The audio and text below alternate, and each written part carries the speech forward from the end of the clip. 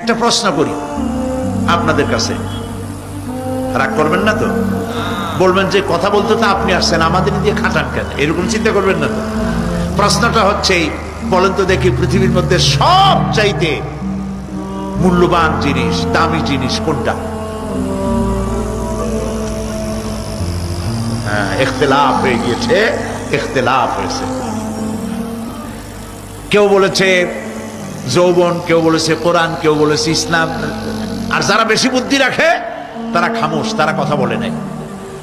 কোনটা কইয়া কোন জ্বালা চুপ করে থাকাই ভালো। সব থেকে মূল্যবান জিনিসের নাম সময়। সব থেকে মূল্যবান জিনিসের নাম কি? এবার বলেন, এই পৃথিবীর মানুষ সব থেকে অপচয় করে কোন জিনিসে? সময়।